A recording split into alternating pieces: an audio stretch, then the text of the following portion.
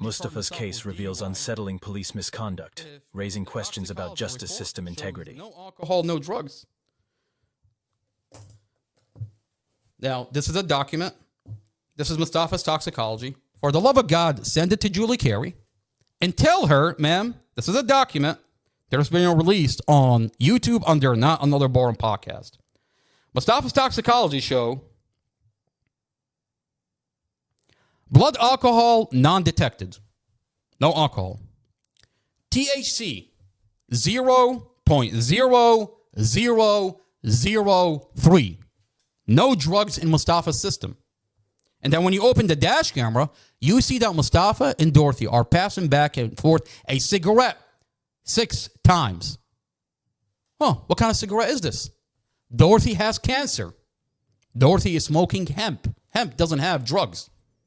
She smokes it for the pain. And this is the foundation of the whole entire case.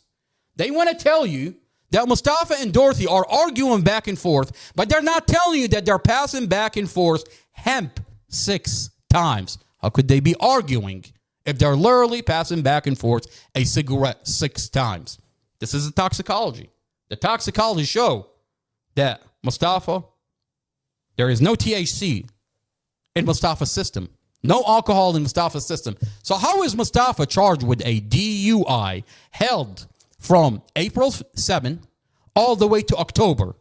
And the minute that you take evidence that showed that this investigator falsified Mustafa's statement, investigator Robert Drum, in his police report, said that Mustafa told me I was arguing inside the vehicle. Mustafa's other brother, Muhammad, had recorded that phone call conversation. Mustafa never said that. This investigator flat out falsified the police report. And there's an audio to verify that. We took the audio to Internal Affairs. Within 5 days, Commonwealth Amy Ashworth dropped the DUI manslaughter and raised it and retaliated to murder. I mean, make that make sense. Let's listen to what Julie Carey is talking about. So let's go back. Now that we have the toxicology report, let's listen to Julie Carey. Why isn't Julie Carey updating the community that Commonwealth Amy Ashworth falsely charged Mustafa with a DUI? Wait a minute. How did you hold Mustafa from April all the way to October? And the minute that they're going to pull the warrant, you retaliate and upgrade it to murder? Why is Julie Carey not telling this community these details? And if she says she didn't know, well, now you know. Reach out to Julie Carey and update her with this piece of information. Let's watch Julie Carey and what she's talking about. For tonight, there are new questions being raised in the case of a man charged with murder for a crash that killed his girlfriend and her 5-year-old daughter last year. They come after Prince William's police chief ruled the investigating officer had violated department policy.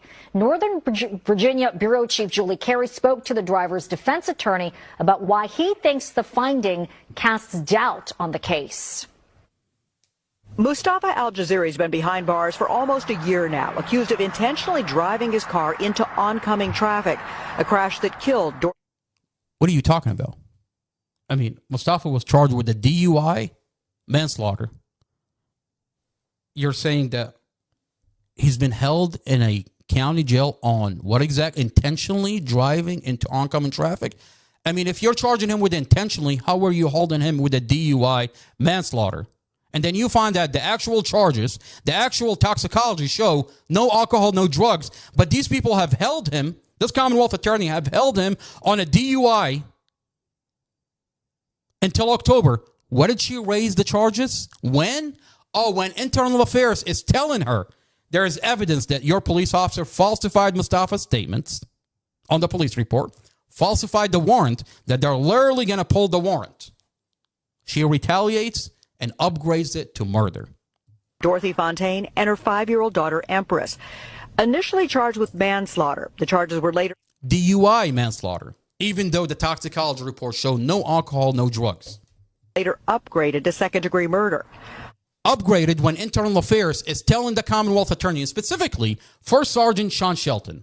We have a phone call where he reached out to us And he said, I reached out to Commonwealth Amy Ashworth. I let her know that this investigator falsified the police report, and we're investigating this police officer. 5 days later, she drops the DUI manslaughter and retaliates and upgrades it to murder. Ma'am, you charge him with a DUI when his blood toxicology show no alcohol and no drugs.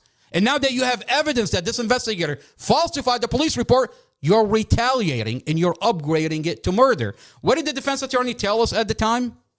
He said, if you take this to internal affairs, the Commonwealth attorney is going to retaliate. Retaliate how?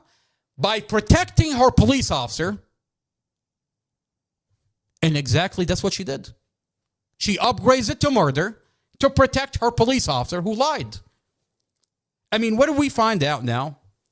In the Mustafa Aljaziri case, when we went to internal affairs and supplied them with the audio, we got a call from First Sergeant Sean Shelton. Sean Shelton admit that this officer lied in the police report, and he said he called the Commonwealth attorney. Now, a supplemental report is supposed to be written in the Mustafa Aljaziri case, correcting the initial police report. That Mustafa never said, I was arguing inside the vehicle. And you expect that internal affairs is going to investigate this police officer, Robert Drum, and hold him accountable and fix that report. I mean, at the time, there's no way to verify this because you don't have the file. But now that I have the complete file, that I'm leaking this file, I have access to the supplemental reports.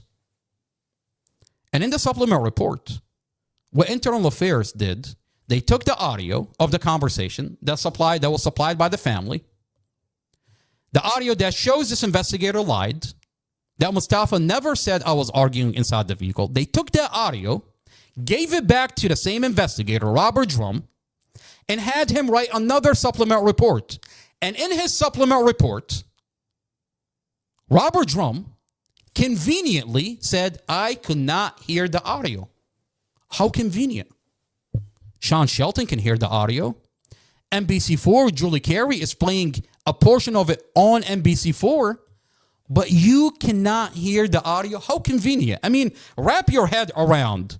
I mean, I can comprehend a police officer lying, but an agency within an agency, like internal affairs, to cover up for a police officer, I mean, that is unheard of.